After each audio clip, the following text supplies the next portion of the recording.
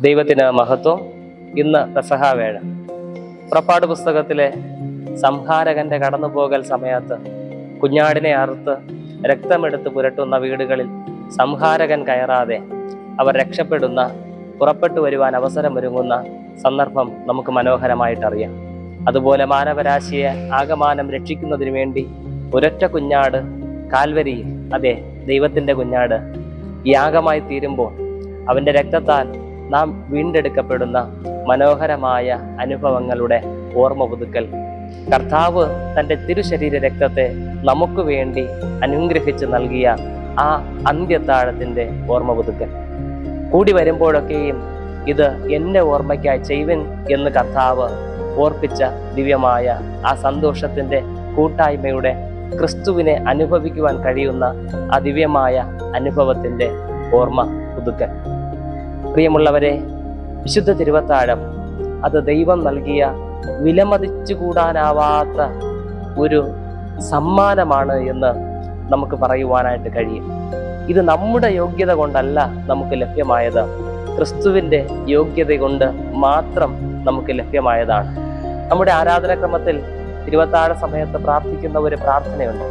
അവിടുത്തെ കരുണയിലല്ലാതെ ഞങ്ങളുടെ സ്വന്തം നീതിയിൽ ആശ്രയിച്ചുകൊണ്ട് തിരുമേശയിലേക്ക് വരുവാൻ ഞങ്ങൾ തുനിയുന്നില്ല, അതിനുള്ള യോഗ്യത ഞങ്ങൾക്കില്ല.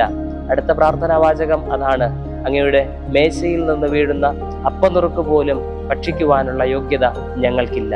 യോഗ്യതയില്ലാത്ത നമ്മെ യോഗ്യരാക്കി കണ്ടുകൊണ്ട് കർത്താവ് തൻ്റെ തിരുശരീര രക്തത്തെ നമുക്ക് വേണ്ടി വച്ചു നീട്ടുകയാണ്. ചോദ്യം ഒന്ന് ഇങ്ങനെയാണ്: എത്ര കണ്ട് നാം ഇതിന് വില കൽപ്പിച്ചിട്ടുണ്ട്? എത്രയോ പ്രാവശ്യം വിശുദ്ധ തിരുവത്താഴത്തെ യോഗ്യമായി സ്വീകരിക്കുവാൻ കഴിയാതെ നാം അതിൽ പങ്കുചേർന്നിട്ടുണ്ട്. എത്രയോ പ്രാവശ്യം പങ്കുചേരാതെ ഇരുന്നിട്ടുണ്ട്. വിശുദ്ധ തിരുവത്താഴത്തെ അവഗണിച്ചിട്ടുണ്ടാവാം. ഇത് എത്ര വലിയ പാപമാണ് എന്ന് നാം തിരിച്ചറിയണം. തന്നെത്താൻ യാഗമായി തന്നെ നമുക്ക് നൽകുമ്പോൾ, ഒരു യോഗ്യതയും ഇല്ലാതിരിക്കെ അത് സ്വീകരിക്കുവാനുള്ള അവസരമൊരുങ്ങുമ്പോൾ അതിന് നാം നമ്മെ വിനയപ്പെടുത്തിക്കൊണ്ട് ഏറെ വിനയത്തോടെ തന്നെ ആ തിരുമേശയിലേക്ക് പോവുകയത്രേ വേണ്ടത്.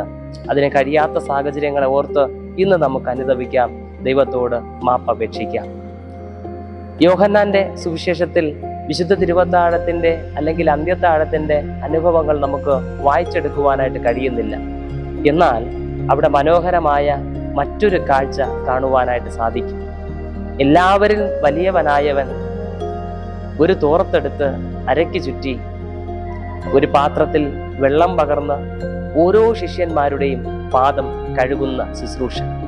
ഇതിനൊക്കെ മുൻപായിട്ട് ശിഷ്യന്മാരുടെ ഇടയിൽ തന്നെ തങ്ങളിൽ ആരാണ് വലിയവൻ എന്നൊരു ചർച്ചയൊക്കെ നടക്കുന്നുണ്ട്. ആ കൂട്ടത്തിൽ ഏറ്റവും വലിയവനായവൻ, ഗുരുവായവൻ ഇപ്പോഴിതാ ഏറ്റവും ദാസനെ പോലെ ഒരു ശുശ്രൂഷ നിർവഹിച്ച് കാട്ടിക്കൊടുക്കുന്നുണ്ട്. പ്രിയമുള്ളവരെ, ഇതിന് കഴിയുന്നത്, അല്ലെങ്കിൽ ക്രിസ്തുവോളം ഇത്തരത്തിൽ താഴുവാൻ കഴിയുന്നത് ക്രിസ്തുവിനെ സ്വീകരിക്കുന്നവർക്ക് മാത്രമാണ്. ഓരോ വിശുദ്ധ തിരുവത്താഴത്തിന് നാം മുന്നോട്ട് വരുമ്പോൾ നമ്മുടെ ജീവിതത്തിൽ നാം എന്തുമാത്രം വലിപ്പം ഭാവിക്കുന്നുവോ അത് ഉടയ്ക്കപ്പെടുകയും ക്രിസ്തുവോളം താഴ്ത്തപ്പെടുകയും ക്രിസ്തുവിനെ പോലെ വളരുകയും ചെയ്യുന്ന ഒരു അനുഭവം ഉണ്ടാകണം. സ്വർഗാദി സ്വർഗങ്ങളിലെ മഹിമ വെടിഞ്ഞ് എന്തുമാത്രം താഴ്മ ധരിച്ചാണ് കർത്താവ് ഈ ഭൂമിയിലേക്ക് കടന്നു വന്നത്. ആ കർത്താവിനെ നമുക്ക് എപ്രകാരമാണ് ഉൾക്കൊള്ളുവാനായിട്ട് കഴിയുന്നത്? ആ കർത്താവ് ഇത്രമാത്രം താഴ്മ ധരിച്ചുവെങ്കിൽ നാം എന്തുമാത്രം താഴണം എന്ന് ചിന്തിച്ചു നോക്കൂ. യോഗ്യതകളില്ലാത്ത നമ്മെ ഇത്രമാത്രം കർത്താവ് സ്നേഹിക്കുമ്പോൾ ആ സ്നേഹത്തിൽ മുഴുകി ജീവിക്കുവാനും ആ കർത്താവിൻ്റെ ഇഷ്ടപ്രകാരം ജീവിക്കുവാനും നമുക്ക് കഴിയണം. അതിന് സർവശക്തനായ ദൈവം നമ്മെ സഹായിക്കട്ടെ. ആമേൻ. പ്രാർത്ഥിക്കാം. പരിശുദ്ധ കർത്താവേ, ഞങ്ങളുടെ യോഗ്യതയല്ല, അങ്ങയുടെ യോഗ്യതയാണ് ഓരോ വിശുദ്ധ തിരുവത്താഴത്തിലും അങ്ങ് ഞങ്ങളുടെ കരങ്ങളിലേക്ക് വന്നു ചേരുന്നത്. അങ്ങയെ സ്വീകരിക്കുന്നതിലൂടെ ഞങ്ങൾ അങ്ങയോളം വളരുവാൻ, അങ്ങായിത്തീരുവാൻ അവിടുത്തെ കൃപ ചെയ്യണമേ. അങ്ങനെ ഞങ്ങൾ വലിയവരായിത്തീരുന്നത് ഏറ്റവും എളിയവന്റെ ശുശ്രൂഷ ചെയ്തുകൊണ്ടാണ് എന്ന ബോധ്യം ഞങ്ങൾക്ക് നൽകണമേ. അത്തരത്തിൽ ഞങ്ങൾ കുറയുകയും അങ്ങ് വളരുകയും ചെയ്യുന്ന ആ മനോഹര അനുഭവം ഞങ്ങളുടെ ജീവിതത്തിൽ അവിടുന്ന് അനുഗ്രഹിച്ച് നൽകണമേ. ആമേൻ.